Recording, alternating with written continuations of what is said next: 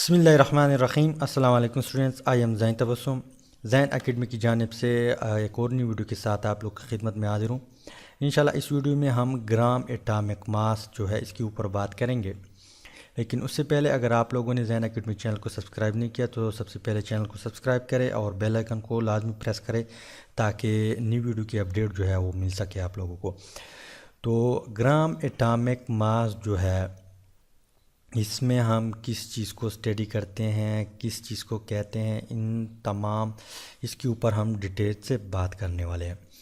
तो यहाँ पे अगर आप लोग गौर करें, ग्राम और एटॉमिक मास दो वर्ड की कम्बिनेशन है। ग्राम जो है ये एक यूनिट है और यहाँ पे जो एटॉमिक मास, इसका क्या मतलब कि किसी भी एटम या एलिमेंट की मास, यानी किसी भी एटम या एलिमेंट की मास। तो यहाँ पे मतलब ये है कि एटम जो होगा, जो एलिमेंट होगा, इसको हम अगर इसकी मास ग्राम में लिया जाए तो कैसे ग्राम में लिया जाएगा। पहले भी हमने एक यूनिट पे बात की है, AMU। फर्ज करें हमारे पास जो है कार्बन एटम है, वहाँ पे पिछली वीडियो में मैंने आप लोगों को बताया था कि इसका एटॉमिक मास जो है वो 12 है। तो ये किस चीज़ का बराबर होगा? 12 AMU। तो ये एक और यूनिट है। लेकिन अगर आप लोगों से पूछे कि ग्राम में लिया जाए, इसको ग्राम में कन्वर्ट करें, तो आप लोग इसको ग्राम में कैसे कन्वर्ट करेंगे? या अगर आप लोगों को दिया जाए कि 1 ग्राम ऑफ कार्बन एटम, इसका मास जो है वो कितने कितने ग्राम होगा, तो आप इसको कैसे ग्राम में कन्वर्ट करेंगे। लेकिन उससे पहले एक और बात कि अगर आप लोगों को एटॉमिक मास जो है उसका पता ना हो तो फिर भी आप लोग जो है इसको इस तरह क्वेश्चन या इसकी जो कंसेप्ट है ये क्लियर नहीं हो जाएगा। तो एटॉमिक मास जो है इस पे हमने ऑलरेडी बात की है कि number of neutron plus number of proton present in the nucleus is called atomic mass.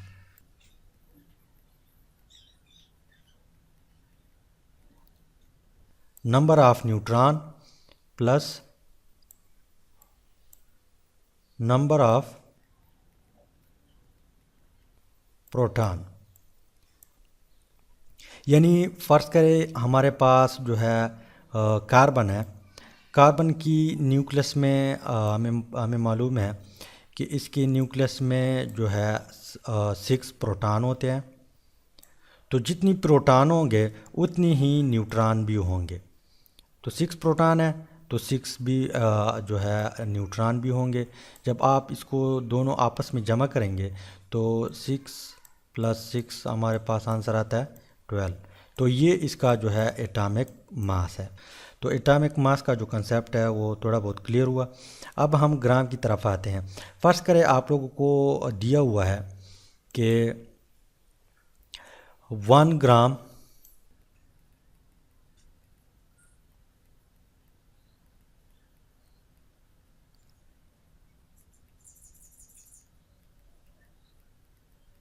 यानी अगर आप लोगों को दिया हुआ है कि 1 ग्राम ऑफ कार्बन कितने ग्राम, इसका जो मास है वो कितने ग्राम होगा, तो हमारे पास क्या होगा? 12 ग्राम होगा। 12 ग्राम। तो इस तरह आप कन्वर्ट कर सकते हैं। यहाँ पे 12 इसकी एटॉमिक मास है। तो आप लोगों को पता है कि इसकी एटॉमिक मास 12 है, तो फ़ौरन आपने इसके साथ ग्राम भी लगाना है। तो ये 1 ग्राम ऑफ कार्बन एटम कितने का ग्राम होगा? 12 ग्राम होगा। इस तरह अगर आप लोगों को दिया हुआ है कि 2 ग्राम ऑफ कार्बन एटम कितने ग्राम होगा, तो आपको पता है कि 1 ग्राम जो है वो 12 ग्राम के इज इक्वल टू है। तो 2 ग्राम ऑफ कार्बन एटम कितने का इज इक्वल टू होगा? 24। ठीक। इसके बाद अगर आप लोगों को दिया हुआ है कि 1 gram of 1 gram of hydrogen,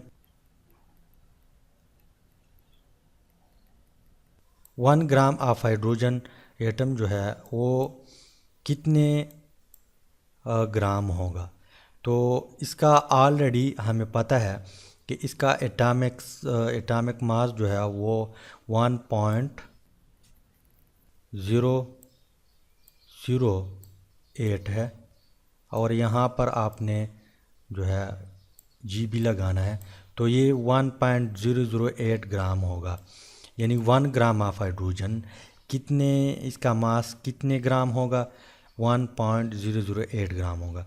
इस तरह अगर आप लोगों को दिया हुआ है कि 1 gram of oxygen atom, 1 gram of oxygen atom कितने मास इसका कितना होगा, तो आप लोगों ने फ़ौरन लिखना है कि 16 ग्राम। यानी 1 ग्राम ऑक्सीजन अगर आप लिया जाए तो इसका जो मास होगा, जो मास है, इसका जो वज़न है, इसका जो मास है वो 16 ग्राम होगी।